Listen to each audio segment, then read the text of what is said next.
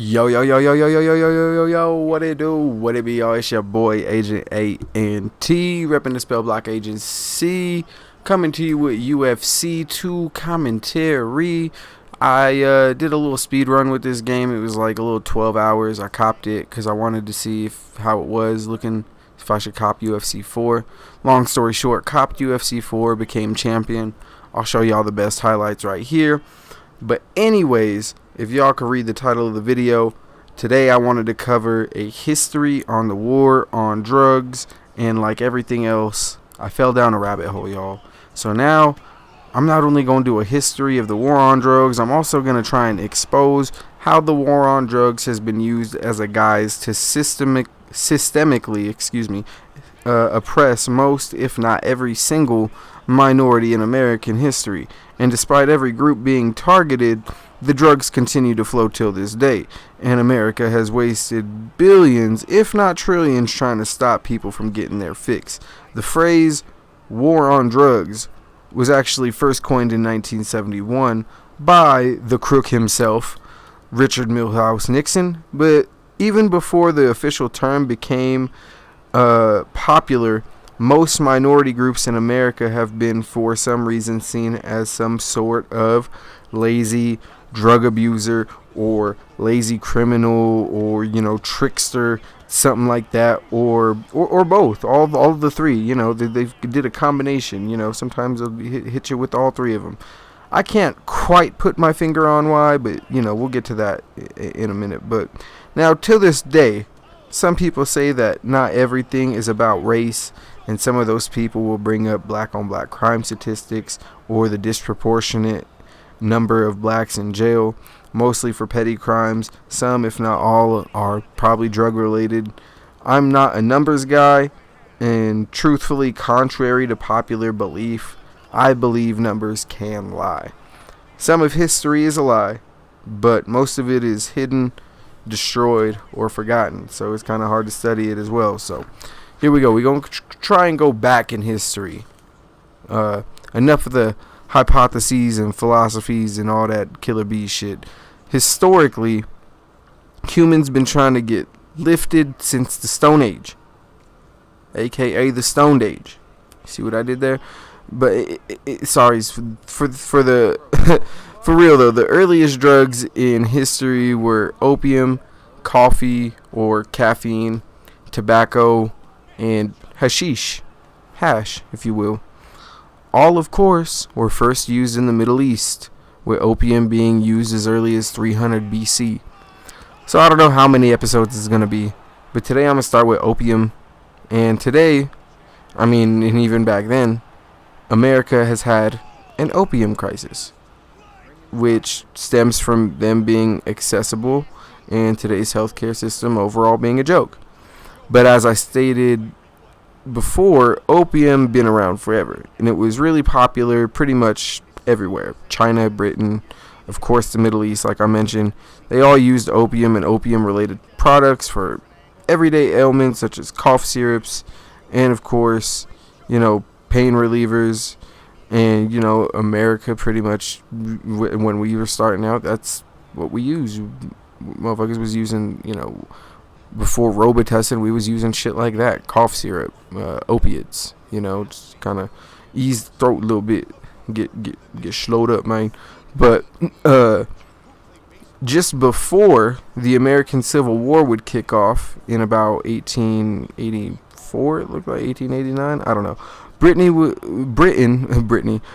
would actually go to war with China in what would be called the Opium Wars. And that's where Britain seized Hong Kong, and Hong Kong's still dealing with the fallout from that almost 200 years later. We see it. So, anyways, between 1803 and 1805, morphine was discovered by, isolating it from opium, and then hypodermic needles were invented. And in 1851, so during the Civil War, soldiers were treated with morphine, which led to morphine addiction among veterans. Also during this time, America began trade discussions with China, and the agreement was made that America could trade with China if Chinese people were allowed to immigrate to America. So with hopes of finding fortune outside of China and to escape the intense political friction, thousands of Chinese immigrants emigrated to London, New York, California, and were mostly discriminated against on almost every level of society in both Europe and America. Chinese people were seen as lazy, opium-smoking immigrants who were stealing hard-working American jobs because even though political and labor organizations heavily discriminated against the Chinese, they risked their lives just like every other quote-unquote unskilled laborer during this time, and they were severely underappreciated and underpaid, but, mostly everybody else was too. But, yeah, they were underappreciated, underpaid for what their work and what they did with their helping construct America's railroad systems. That was really weird to say, but anyways. No OSHA and labor laws, were really even around, and labor unions were whites only. And even though labor unions were hella disorganized, if you look back at it, the second industrial revolution paved the way for the high production, low wage stage in capitalism we in right now. But, I'll have to go into that rabbit hole further and kind of do some digging on that. I don't want to, it's just a kind of a theory I'm throwing out there at this point, just something I've noticed, So, Chinese immigrants were not only heavily discriminated against pretty much off the bat, and despite being called a preferred minority today, vicious stereotypes about Asian people still exist, in the present. I mean, one thing Asians introduced to the West, though, was opium dens. Now, America allowed Asians to smoke opium. However, they couldn't smoke it in front of whites. Literally a law. They also couldn't date or marry white women, which led to a lot of Asian African American relationships and Asian Native American relationships. Plus, Asian men who came over to America couldn't bring their families over from China because in 1882, I believe, America passed the Asian Exclusion Act, which is the only act in American history to stop a specific race from immigrating to the U.S. And even after they legally couldn't migrate to the U.S., anti-Asian propaganda was still rampant in the States. And as I alluded to before, Americans had a problem with Chinese opium use. Yet, when it came to using morphine to treat soldiers and using, heroin as cough syrup, no one batted an eye. Even after the Vietnam War, just so y'all know, let me backtrack on that. Yeah, not only was heroin used as a cough syrup, it was used as a children's cough syrup. Look it up. Even after the Vietnam War, some American soldiers came home addicted to opium and morphine, and it was mostly the U.S. government's fault.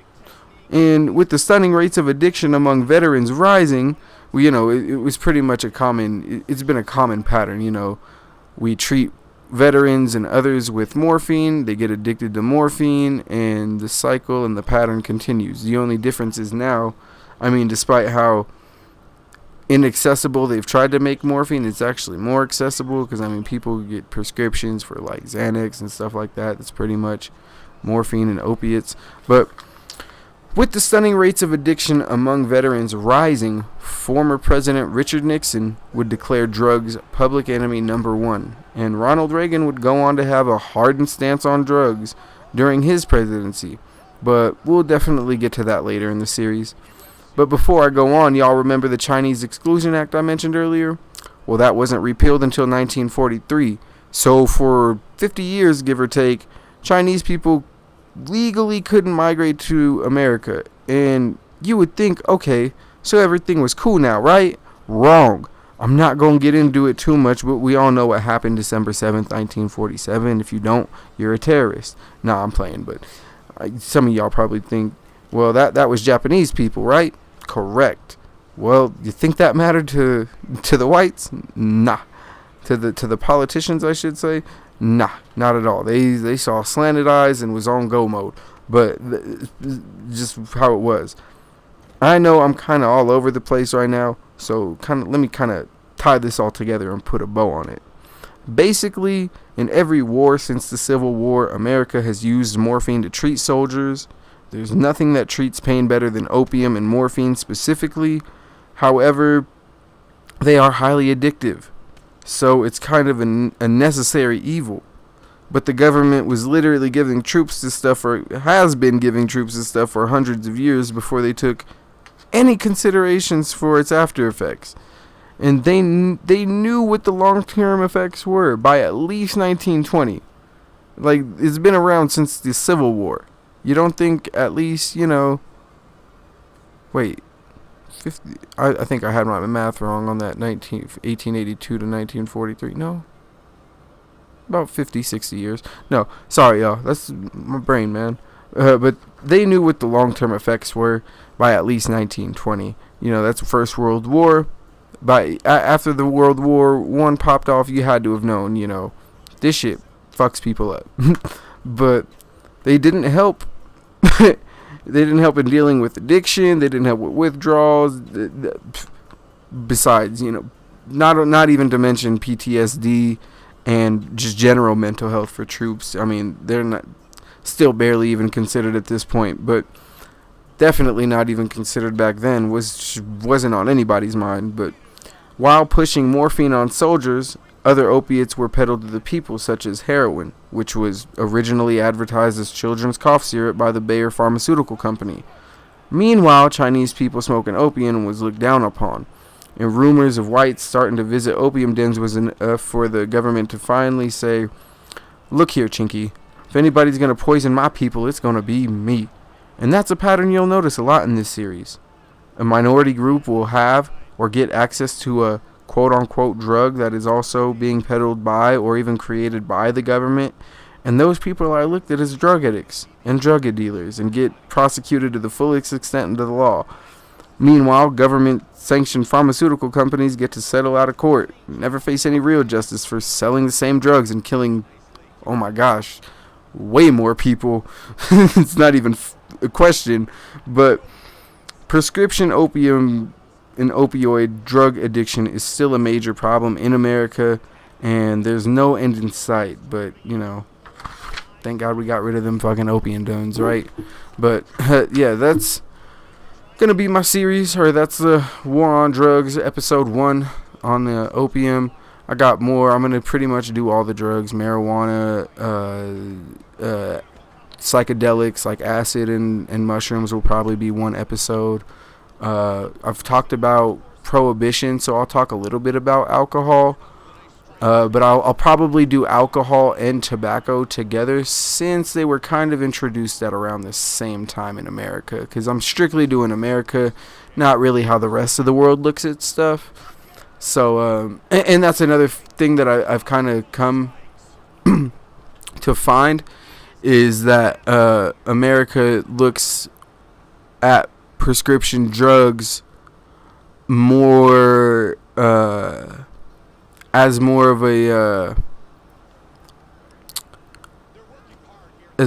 a medicine than, let's say, mushrooms have been scientifically proven to help with depression and other mental health effects, and it's still trying to be regulated by the FDA, even though it's literally a natural supplement. Same thing with weed. It's still not federally legal, even though it's a plant. Yet they can quote unquote test these drugs, and I'm not even saying the vaccine. It's just straight up drugs in general. You see them on the commercials all the time. Please don't take this if you have, taking this if may lead to death, headaches, vomiting, severe diarrhea, fucking man titties. I don't know, but we'll look at that and be like, oh, I might need to take that. There's still people out there that might take that. Whereas, you ask them to take, maybe a micro dose of mushrooms to treat, their anxiety, and they look at that like, I'm not a hippie. I'm not like a drug addict. You know, like kind of crazy. You know, and it's crazy because they're more accessible. Like I said, like my older sister and there's people in my family who take prescription medications. You know, my dad as well. He takes, he has a bad back. He takes Percocet. But I mean, he doesn't abuse it or anything. But instead of him, using maybe a natural remedy like maybe a THC nerve salve on his back or something like that. I mean, he smokes hella weed too, don't get me wrong, and even that doesn't help. But I mean, instead of him using like more natural remedies, he's on disability for his back, but they'd rather push him these Percocet than actually fixing his problem and stuff like that. But that's a topic for another day, the whole disability thing. But hope y'all enjoyed the video. Y'all be safe out here. Don't get smoked. It's been your boy, Agent A and T, repping the Spell Block Agency. Y'all see me knocking dudes out left and right, defending my belt. That's what I do, y'all. But y'all be safe out there. Don't get smoked. Leave a comment on the video if you liked it. If you want me to do more stuff like this. Leave a like. Yeah, even leave a dislike if you want. I'll take any kind of view and take any kind of constructive criticism. I can't talk. But anyways, y'all, I'm signing off. I'm out. Peace.